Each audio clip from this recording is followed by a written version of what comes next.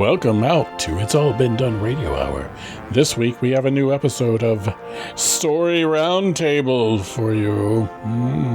Before we get to that, we'd like to thank, in any order, by the way, Red Herring Theater, our host performance space, Circle 270 Media, which this podcast is a part of, and It's All Been Done presents our parent network. It produces podcasts, written work, video, and so much more.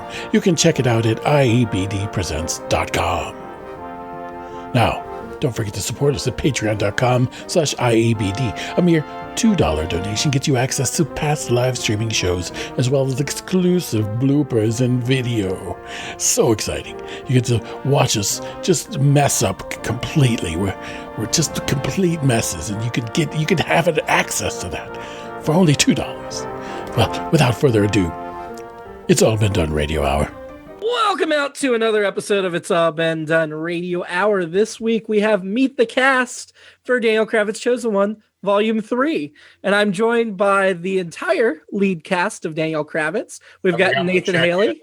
Hi, I'm happy to be here. Who plays Daniel. Wendy Parks, who plays Abby. Hello. Shane Stefanchik plays Rufus. Say to you all. Oh, he did it. He did the thing.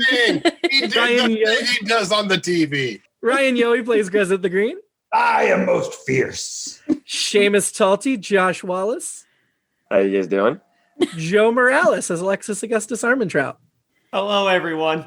And we are also joined by Nick Arganbright, who penned the majority of Season 3.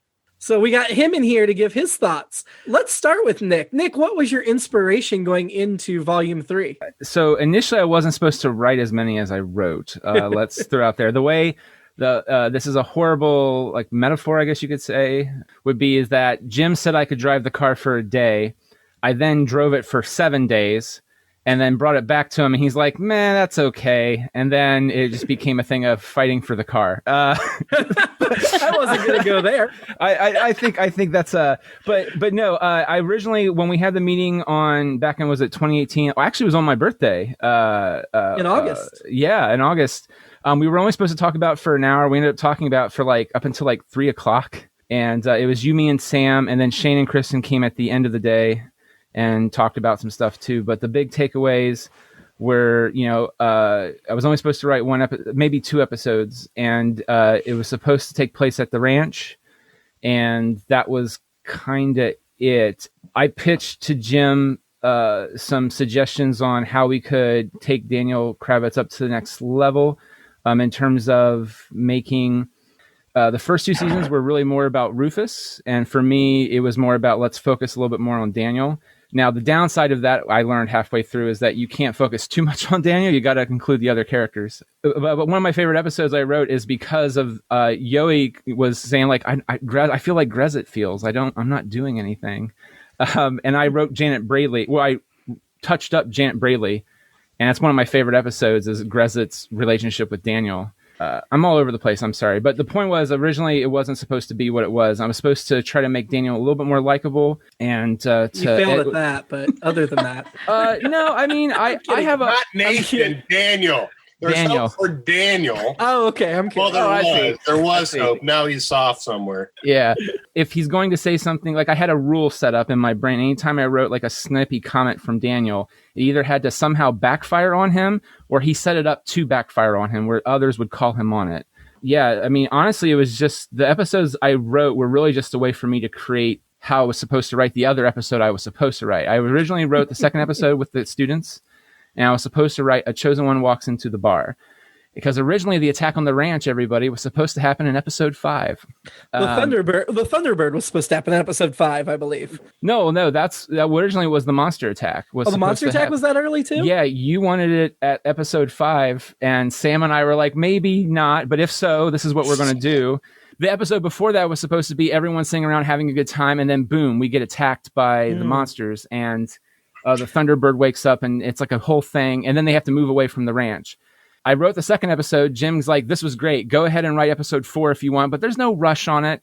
And I couldn't write why the characters were happy and celebrating because we've only seen them for 2 episodes. And I didn't know what episode 3 was going to be. So I just did an old writing exercise that my English teacher, Mr. Deal, said, which is just write. and then you can pick apart what you like, and then there you go. I ended up writing like 8 or 9 episodes, and most of the season. Yeah. You shaped a lot. You developed almost all the student characters we saw were shaped by you. Originally there were supposed to be more. You wanted to see every single student in the class. And so I was like, focus on like 2 or 3 of the students. Yes. But like show all of them. And also Jim wanted to use them as cannon fodder, which I didn't necessarily disagree with as well, because you got to have stakes. But if you kill BJ McKibben and you never meet him, or you only hear about him once or twice, then why do you care that he died? Like, is it just because he says he's a good guy? That's not, for me, that's not. Sure. It's not. I think that's our responsibility in Volume 4 for BJ specifically, because he was mentioned and not seen. I think that's something we need to deal with in Volume 4. Yeah. But you're right. No, I think we tried to, at least from my perspective, we tried to balance that by introducing quite a few students. We even introduced some near the end of the run. Yeah, we did. Left some alive. Yeah. And then we also mentioned one of them surviving that we hadn't met yet that we'll meet next season. So we tried to balance to develop some of the students, but also not worry about showing 20 new characters. But anyway. Let's get to talking to the cast. Nathan, what did you think of Daniel's arc this season of not being a leader, but still being a leader? What an excellent question, James. I mean, you led missions, but you didn't have the responsibility of running the group anymore. I liked it. I do. I like the fact that he doesn't have to have as much responsibility. I think that Daniel has come a long way from, I only have Abby in my life. Everyone else is gone. I need to be in charge it's okay to let some things go. It's okay to not feel like I have to do everything. In that retrospect, I liked the idea of Daniel being able to trust people more, because trust isn't exactly something. I would imagine that Daniel has a lot of trust issues. Everyone's dead, except for initially just Abby. To go from that to now, I think he's understanding the concept more of family. Abby was in charge this season. How did that feel different to you? And did you enjoy the change in the character?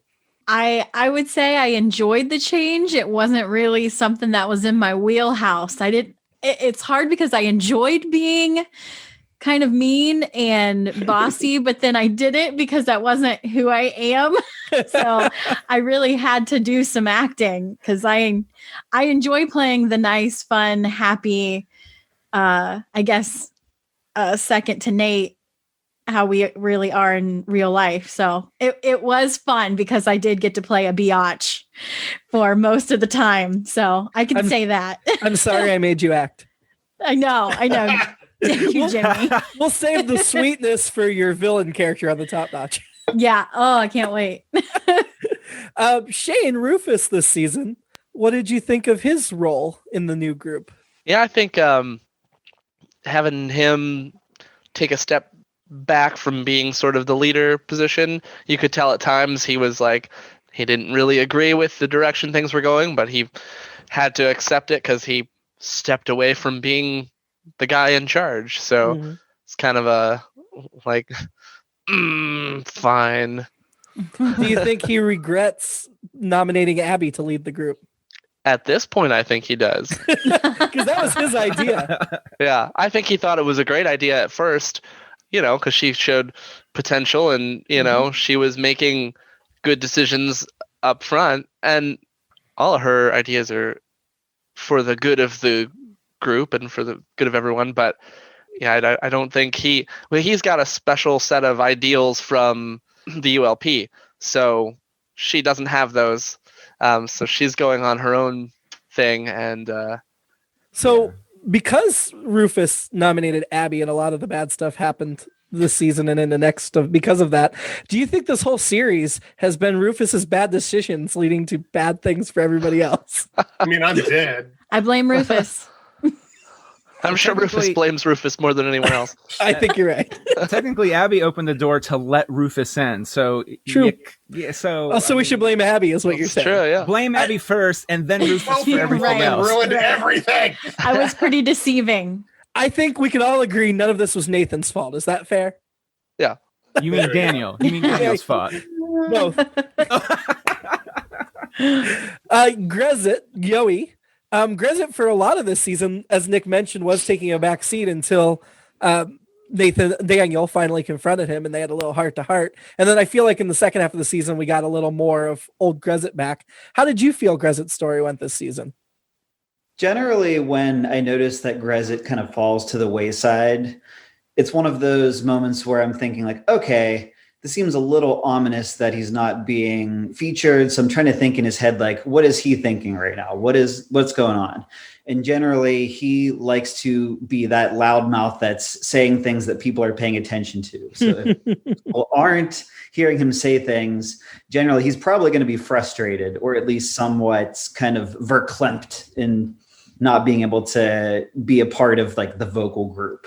So with that being said, it also makes me kind of think, and probably grows at the same time. It's like, okay, when something finally gets noticed, it's going to be like a kaboom or something. Or like with Jant Bradley, where finally it became he had a chance to finally vent. Like, no one's paying attention to me, no one's listening.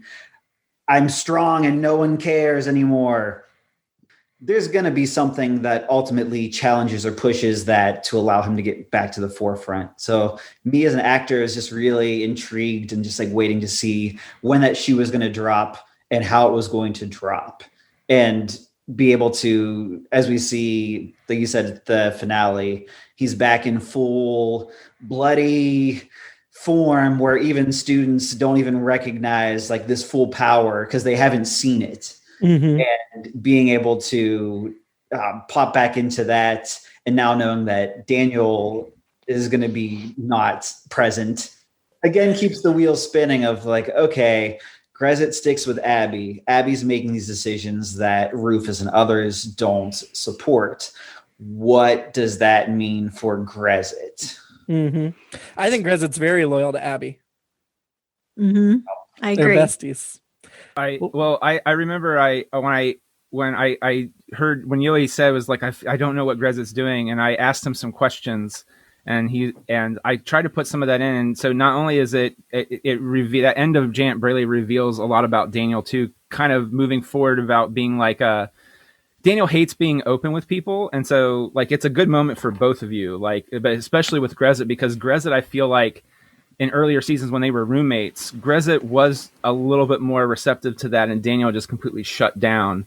And it's a nice thing where it's like Grezit is talking about a need, and Daniel's actually trying to listen to that need and see what he can do to. It's one of my favorite scenes is you two on top of the roof. I adore it dearly, and it's because of both of you guys just acted the hell out of it. I love it.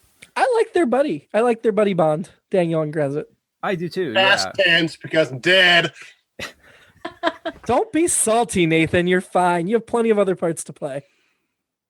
Joe Morales, Alexis had kind of a twisty road this season because you exited the show and then returned to the show. So I did. Alexis exited the show, and as soon as you exited and we came up with where you went, there was a lot of talk when we talked about writing of what could we do if we get Joe back? Even if it's only here and there, we want to see this story we sent Alexis on. And so it's really thrilling to me that you came back so that we get to tell the story of Alexis and the monsters. Yeah, I'm kind of excited to see, his role in what he's going to do in the subworld. I think it's going to be exciting because Alexis is one of the characters that everybody didn't like just in general in the group, and so it's like he never really cared, and he just always focused on what's the best thing to do, and he even did what he could do in the subworlds without putting a strain on his marriage and his relationship with his wife. And I don't know, I think it's kind of exciting to see just that happen, and I'm excited that he has one eye. I was like, well, because he never really fought either, and so I'm like, and now he has one eye because he lost it in battle. So it's like, I mean, we said from the beginning he was kind of our Wesley Wyndham-Pryce character and from Buffy, and I think that's fair that he's now Wesley from Angel. Well, sort of. Before Joe left, though, the general plan we lightly discussed was I kind of viewed Abby's turn as Michael Corleone in The Godfather, which is she's pushed into this position she really doesn't want because Rufus and Daniel, everybody nominated her to the position, and she starts slowly doing things because no one else is doing them, or she's making the hard calls no one else wants to make. And originally, not only was it supposed to be Grezit is loyal to her, but like Joe's Alexis would kind of become the consigliere to her. And until it was probably, you know, again, in theory would be that he would be by her side until it was too late. And then it's just like, oh no. But then Joe left and we had to completely change that. But I think it worked out really a lot better though. Well, now we can deal with the monster subworlds and more front and center in a way we wouldn't have gotten to without this characters leading us in. Joe, Alexis made a decision to not abandon his family, but to be apart from his family to serve this ULP. And now the immediate danger's passed. Why do you think he went back to the subworlds when he could have now stayed with the group? I think it's, again, that idea of, you know, what's going to be for the greater good. I think that's ultimately, he's always been someone who kind of just played by the book, and he's like, okay, what's going to be the best thing for everyone? Because deep down, he does actually care, I think, about everybody, no matter if it's people he knows or doesn't know. So I think he just knows that being in the subworld is going to be the best thing because of the, you know, battle that happened too. And I think with that conflict, I think he's at least trying to do what's best to resolve it. Well, and I definitely agree that it's not resolved. While the immediate danger's passed and the villain's dead, I don't think everything just goes back to normal in the subworlds. Yeah. So we talked about Daniel being dead. Speaking of dead, Seamus, Josh Wallace was dead last season. Yep. Were you surprised that he was then not dead? Yeah. It was definitely a roller coaster. Or was he always dead? I thought he was Bertram. He's not Bertram. I'm not Bertram. I'm not Bertram. I'm not Bertram. No, you're Mortimer, as we learned. A character that had been mentioned way back at the beginning of Volume 2, but not fleshed out or seen. The mentor before Rufus. And I thought that was wild as well. So just like, look over here. Wait, no, that's not right. Look over here. Wait, that's not right. Wait, who is this character? Like who? Well, quite honestly, until we wrote the video game episode, well, Nick wrote the video game episode, but then I edited it and I added in the reveal. Until I added in that reveal, I had still not completely decided. And for a large part of the season, went back and forth on whether it was Bertram or not in writing it. Did that make it difficult to play, the fact that you didn't know who he was? A little bit. Yeah. Not entirely sure. You know, like, I don't know. I guess I've always been a very, like inflection oriented, and that there's a lot in the dialogue and a lot in the language and the way that you say things, not necessarily what you say, that can have a huge impact on a scene or on a character. And so not fully knowing, you know, does he continue, you know, does he continue to feign, his ignorance, you know, or is there a little bit of a seepage because the underlying character, the underlying personality, does that seep through, you know, in certain moments? And so I thought it was real fun as he started to evolve, to be able to kind of see that come through. Yeah, I mean, we found out later and didn't decide till later. I don't think for sure that he didn't know who he was for the first half of the season either. Yeah. So he was just as much in the dark as the rest of us. Right. I wrote that in just because one of the things I kept begging Jim for was that when we were going, so once I turned the scripts in and Jim said, actually, we're going to keep these, we'll do whatever. As he would give them back to me to do a rewrite, says, this is what we need to try to tackle and add into it. I always kept going, well, what are we doing with I always call him, by the way, I have to ask this too. We always called you not Josh. Did you like that or hate that as Seamus? Oh, as Seamus, I did like it.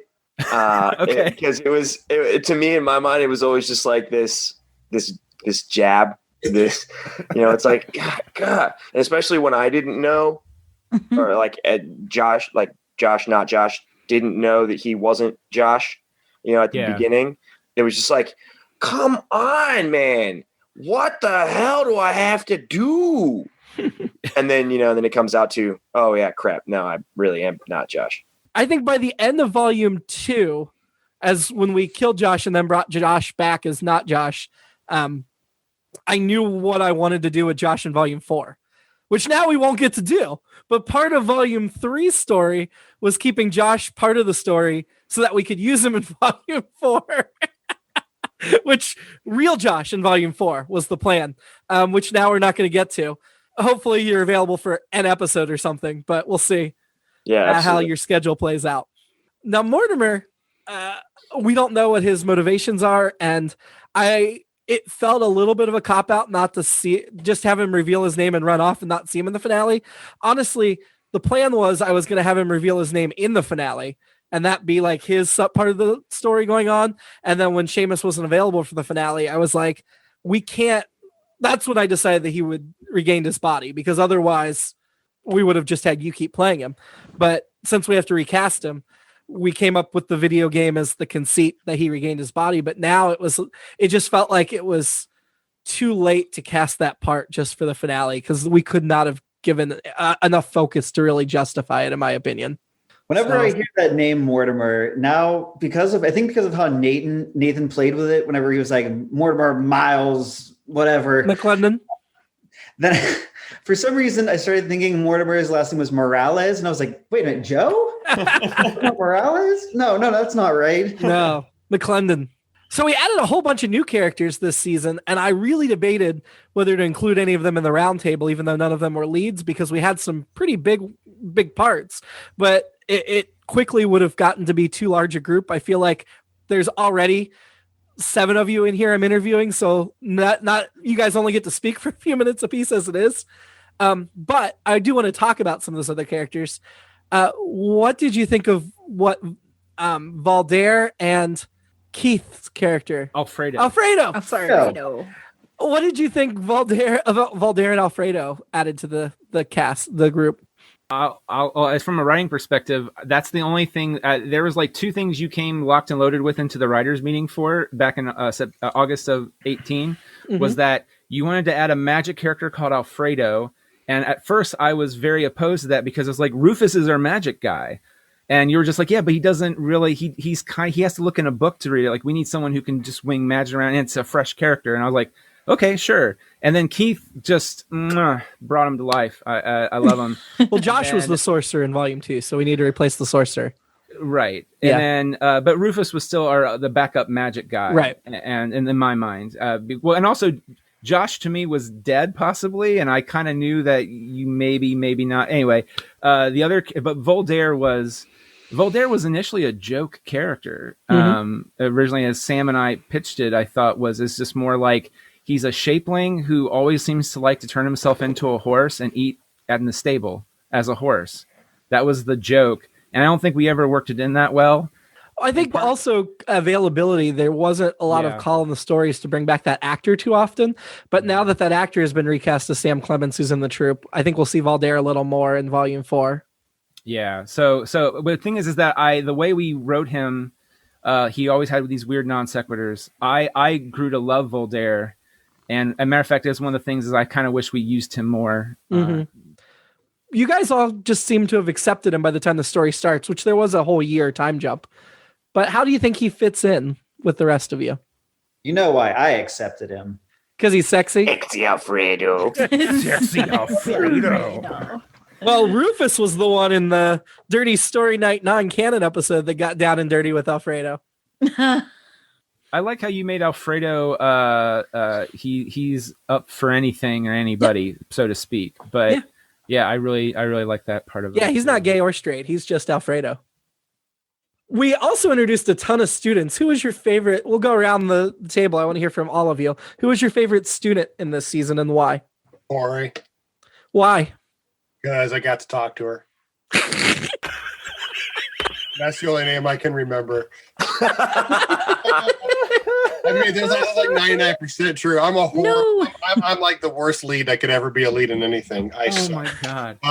So funny. I'm just being honest, but I guess it was because from what I understood from the script, she reminded me a lot of me. So I saw a lot of myself in her. And then because of her, it sort of helped me grow up, I think, in a way. Like I became like a father figure. And Daniel, like 2 years ago, wouldn't have really been thinking too much about kids. Like he knew he liked Abby, but like he has a big responsibility. But now with everything happening, he, became sort of a father figure to Corey. And I think he was just hoping that he could get through to her. I mean, he won't know that because he's dead. Well, so is she. And he did not get through to her. She died. Yeah.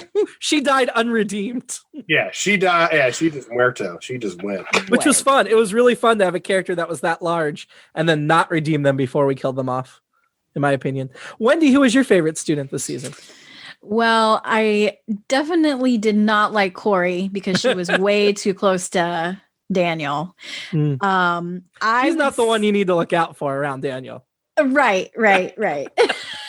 That's Stephanie. But anyway. I know. I was going to say Stephanie, but then I got to thinking maybe I should be worried about Stephanie too. I enjoyed Stephanie's character because I thought that Katie nailed that accent like to the T. I loved Frenchie. So she was awesome. Shane, who was your favorite student? Eternal loneliness. Probably Stephanie. I like her growth. Yeah. Yohe. I would also say Stephanie, and that's one that I think mainly she just kind of offhandedly commented on stuff he did. Seamus, who was your favorite student? I'd probably have to go with Corey as well. I got a thing for pain in the ass characters. I just don't. Why we get along so well? But this is why I like Daniel as well. But I think the episode that kind of, or the two episodes that kind of connected the thought well with me was, and I'm going to butcher this. It was the Golem one and then the cave one. Yeah. And I especially love characters that are unredeemed. Because again, it mirrors more of real life versus the, fairy tale happily ever after kind of thing. And I think it was just one of those characters that was just like, you know what? Do me a favor, just shh. Like it. Yeah, I think that's why I liked her so much, just because she was really annoying, and it was just like, you just don't seem to get it. Mm-hmm. You don't get it. Oh, and I thought she played the heck out of that role too. Yeah. Exactly. So it was sad that she's dead. Two different actresses played Corey, because we started with Colleen Underwood, who was unavailable when we needed her to come back. So then we recast with Dana Bauman, which was actually Colleen's suggestion. She picked her own replacement. But I thought they both did fantastic. And I definitely, I loved the way Dana ended the character there. Joe, who was your favorite student? It was Corey and Stephanie, the same. Because I think when Dana ended it for Corey, I thought it was really well done. Very, very effective in that last episode. And then I like Stephanie's character too. And Katie plays the heck out of it with her French accent. It's spot on. But yeah, those were my two favorite. Nick? I want to say Corey, but I knew going in that what Corey's journey was going to try to be when I was writing it. The one that was a surprise was Stephanie, because I was after, I forget what episode maybe it was Janet Bradley. Because it had to be. Janet Bradley came after the Packer and Ratcliffe big tie-in episode with the portals and everything, and you killed Humphrey off, which I wasn't aware that you did until it happened. And originally, nor was I. The Janet Braley episode featured Humphrey and Stephanie pretty heavily, and was really more an episode to learn about Josh and Humphrey and some more threading and needle stuff. Originally, that scene at the end with Grezit didn't happen. Originally, it was Grezit didn't show up but they didn't have a payoff to that. It was just whatever. And midway through, I started writing Stephanie a little bit like, oh, she has a begrudging, she respects Daniel in a way that nobody else kind of does. And then the next time I wrote her, I kept writing her in that, she genuinely cares about Daniel in a way that she's genuinely interested in what he says, and not because they grew up together or not because I don't know. It was a weird, like, kind of starts off begrudging, and then it's like an actual respect thing that happens. And well, you added a little romance there too. Well, I did, yeah, because so this was my whole thing with the arc with Abby and Daniel was I spoke to a few therapist friends of mine about Daniel's psyche and how he responds to things, trying to get a better sense of the character. And one of the things they talked about is that, you know, sometimes they have a thing where people that in that position where they lose parents at a certain age, and they come off the way Daniel comes off, there's some trust issues there. And so they don't really let their guard down. And when they do, it might be for misguided reasons. And one of the things that we kind of touched on is Daniel had in his mind this image of him and Abby over here, like put her on a pedestal. And when you knock that down, what does that do to the character? And I don't think it fully got knocked down, but so in the process of that, I was running it from an approach that there's someone that he's not putting on a pedestal at all. And he probably doesn't necessarily feel that way yet by the end of volume 3 before he died. But there is the groundwork there for a mutual, like a genuine mutual relationship, you know, between two people that genuinely get each other on some weird level. In a way that Abby and him necessarily do not. So that was kind of the impetus for that. And technically it was Jim's idea because he's like, write more with Stephanie in this episode, and gave it back to me. And it wasn't intended at all. And it became one of my favorite things. The Punch episode was my favorite thing because of her and him. I agree with all of you. Stephanie and Corey are great. I also really liked Kai, who I had intended to write off early on because I thought some of the students had to just wipe out and quit. And I assumed some did, but we didn't deal with it. And Kai was one who I was going to have, like, he was a scaredy cat when we first saw him. So I was going to have him written off until we decided to use him in a totally different way, which was neat as the mole, who ended up being working for Regina, because that explained why we didn't see Regina all season, which we did have Regina plan to guest star. So I just took Regina out of the episode entirely, rather than recast the part at that point. I also really like Novir. I can't wait to see what his fate is, because we didn't learn that much about him, but I liked that he has some like heroic fate that he's going to have to meet someday. And I liked Dawn as well, that Karen Perta played. Sadly died tragically as well. Yeah, and that was a situation where Karen didn't have availability, or she left the show due to availability stuff. And I don't think we lost Dawn a single episode with because of Karen's availability. Because by the time Karen left the troupe, we were close enough to the end of the volume. Well, she was supposed to feature in Cave of Wonders for a little bit with a little bit more dialogue. Oh, that we had to take out because that's why it's like, I think Seamus did it as an improv, like, yeah, like, okay, you're right. There was one episode where we would have had Dawn that we didn't. You're right. We lost a lot of characters in the finale. I think I was running on the YouTube live stream, I was running a count every time a death, and I think we ended with like 20, not counting extras. Which character are you most upset about or feel like we did not get enough from them before they died? We're not going to start with Nathan. We're going to start the opposite. Let's go the reverse order. Joe. I mean, just because I really liked Corey, I would have not liked to have seen her die. I mean, I understood why, but just to see her more, and it would have been nice. But no, I was like, that'd probably be the one death that I was like, okay, not Daniel. Seamus? I don't know. I'm always a big villain person. So anytime that there's a villain that I don't feel like they've... like how you put the dark side hood up, right? Yeah. Always like that. Like Monbo, you would have liked to see Monbo. And that's exactly who I thought of first. Was I wish that the Mambo hadn't died, or at least gotten more. Not that I mind that they died, but that I had gotten to see a little bit more, from them. Yohe. I was going to say Mambo, although Mambo's passing involved one of my favorite characters ever, Stabby Abby. I ask you, talking about calling characters back, when's the next time we're going to see Stabby Abby? I mean, that's 2 finales in a row she stabbed somebody. I didn't even think about that, but yes. cool. Shane. I would say Mambo was my one I wanted to see more, just because we kept seeing more of the like Mambo's trek through the underworld, coming to like, where's Daniel Kravitz? I need Daniel Kravitz. And then we get there and we see this like huge standoff. And then all of a sudden, like, that's Stabby Abby.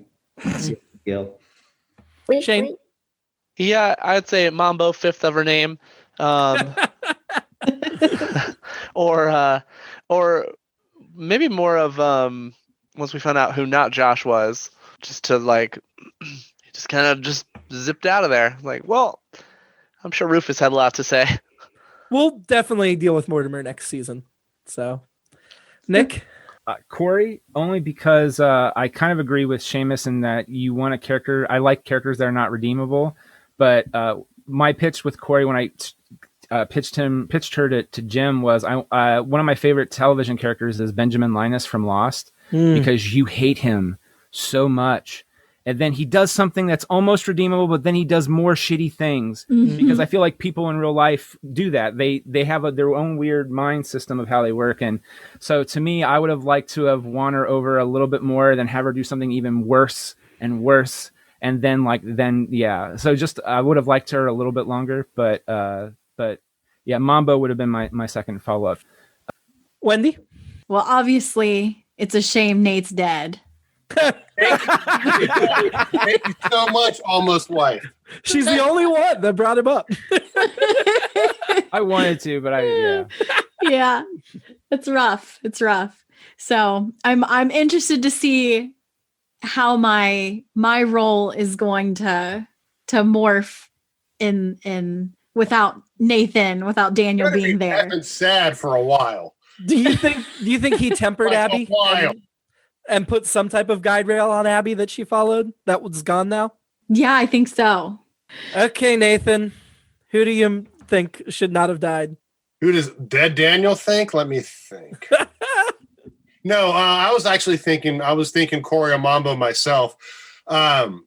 Corey just mainly because Daniel was the only person to really see her heart.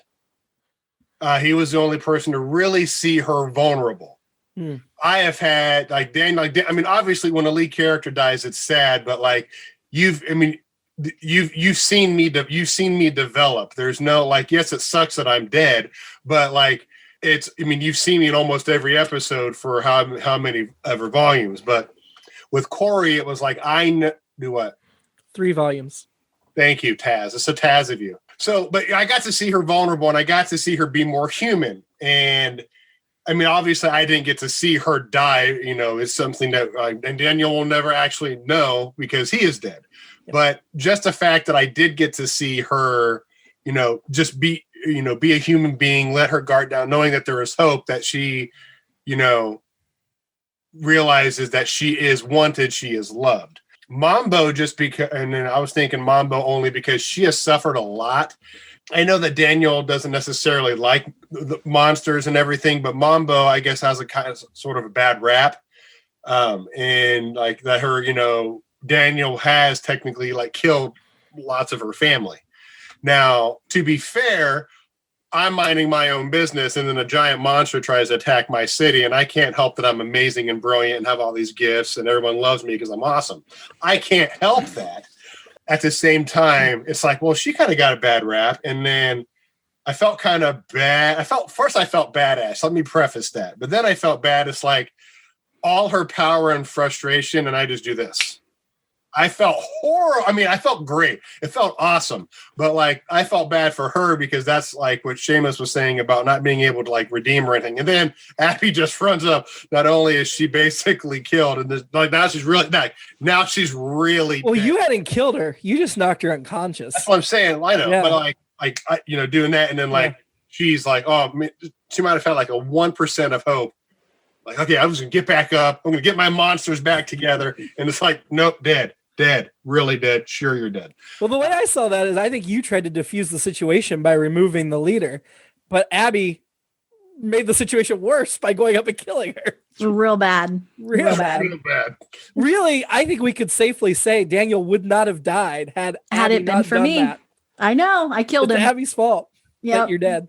Yep. Full responsibility right here. I do have one more question before we get to that. Does anybody have any favorite moments from this volume that we didn't discuss that you want to mention? I thought it was pretty BA that I got to drop the F-bomb in one of the episodes. Because Nathan always tries to grab those. The Golem episode, I don't know why I really liked that one scene where they were all spying on the kids at the school. That was one of my pointing out, like, Oh, is it that one? Is it that youngling? What about that? That's like, no, it's not them.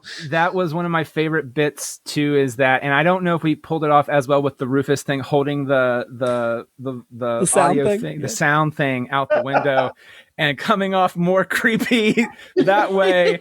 And then Grezit making it worse, going, is that the youngling? Ooh, is that the youngling? Like, oh, guys, you guys are coming off really bad. It's one of my favorite little moments of the family together. I'm just really glad we had a cop column on it, though, that like, hey, we've been getting complaints about you. Well, I think instead that of just was excusing the behavior. I think that was you too, because you're like, someone needs to call this out because it's funny, but it's creepy. And I was like, oh yeah, you're 100% right. And so Jim wrote that in, that Chase's cop came up at Porter and just was like, you guys, we can hear you. You know, it's weird. There are people in a van.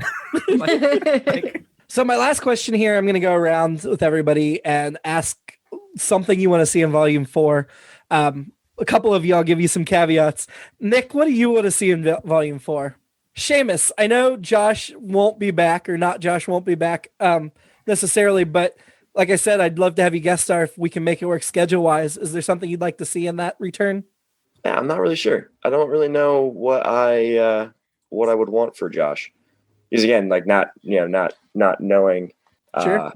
Where or how he'd be, coming back or seen or whatever. Though, just one of the things that I did love about at least the early Josh is just magic. Just him just having a whole crap ton of fun with magic. I kind of always felt that Josh was slightly aloof, slightly and very not necessarily like sure of himself, not very rooted. I think seeing a stronger level, like solid Josh would be fun. Would be interesting. Joe, Alexis is going back to the subworlds. What would you like to see? I'm excited to see at least from the finale, it seems that he's going to be partnered a little bit with Zygor, and I liked Zygor a lot. So I'm kind of excited to see that sort of friendship develop. Also, I'm curious to see kind of where his relationship with his wife is going to go, because obviously it's on the ends right now. But then overall, I think for Volume 4, I'm honestly really excited to see Abby's arc.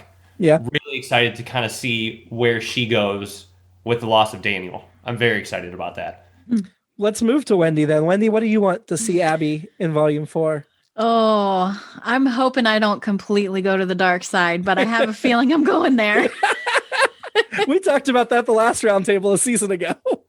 Yeah. You did move closer that way this season. Oh, I'm getting so close to being like completely evil. And I mean, I hate it and I love it at the same time. Yohe, Grezit's right there beside her. What do you want to see? And do you think you can stop her from going over the edge? That's actually really what I want to delve into is season 4. I would love to see where Grezit finally sides with Abby. Like, what is that breaking point that's going to separate him from the rest of the group, and maybe not just be because of his true devotion to their friendship, but there's got to be, I feel like there's something. I know we toyed with the idea originally it was going to be Daniel having to pull the whistle trick to hold Grezit back from something, and that's like the severance of trust right there. Mm-hmm. I'm wondering if maybe something could be done like Rufus wise that maybe plays into that, where it essentially ends the relationship, where Grezit then sides fully with Abby until maybe like, what's that? Is there a breaking point? Is there a spot where Grezit realizes Abby is too far gone to follow and he has to step in and intervene? And if so, what does that look like? And can he do it? Is really something to struggle with that I want to see. I think you could go bad too. Oh, easily. I don't know. I think we could be a force. The two of us. Nick, I'm coming back to you before I do the last two. Yep. Stephanie. More Stephanie. Yep. That I can guarantee you. Shane, you know way too much that you can't reveal here, but we will spoil that Rufus is no longer with the ULP when Volume 4 starts. What do you want to see from Rufus? Yeah, I don't know, just this is now the fourth chosen one he's lost. And the one he's arguably the most close with of all of them. So, like, and who's the next chosen one? Right. I don't think he cares anymore. No, probably not.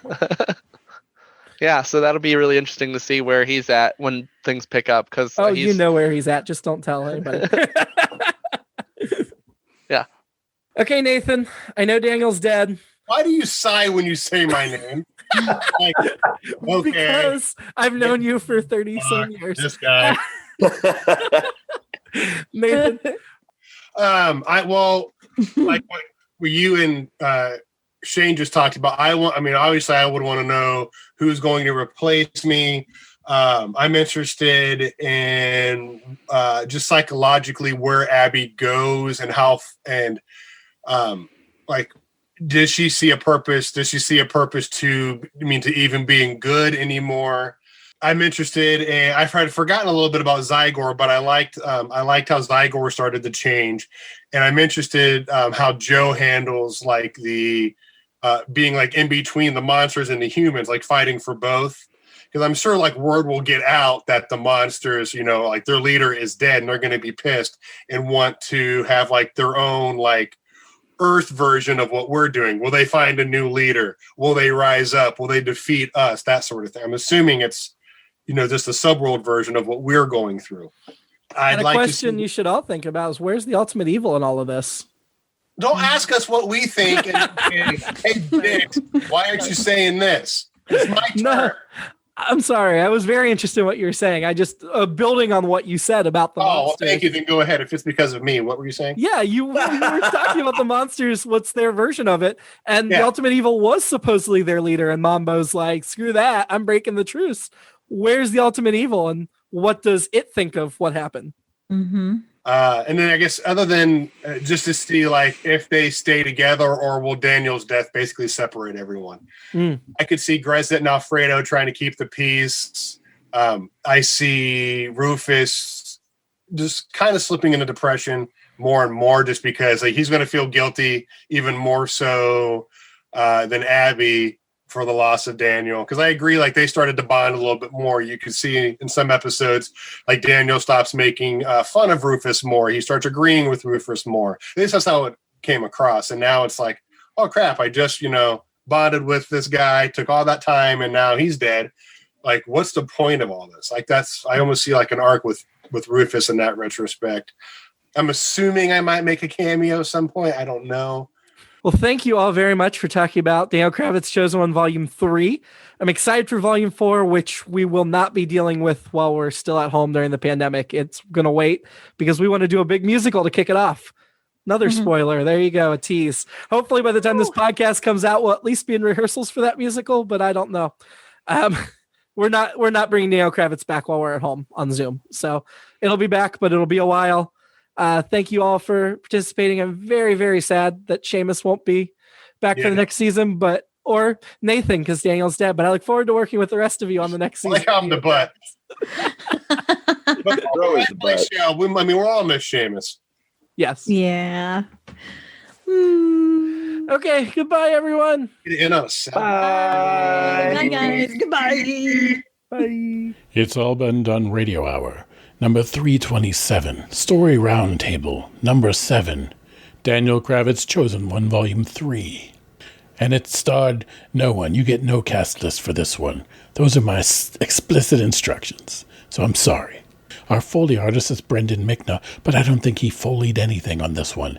He's not Foleying anyone. The technical director is Shane Stefanchik. He possibly did some things.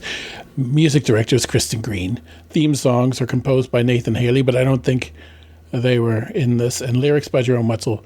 Again, I don't think they are in this specific section, but maybe they are. The podcast was edited by Chris Allen, who thinks he knows my secrets, but he does not. Check out our website at iabdpresents.com. Our next live show is Saturday, December 18th. Don't forget to get your tickets by Sunday, December 12th. If you don't, oh my gosh, I don't know what to tell you. It just won't be nice. It won't be good.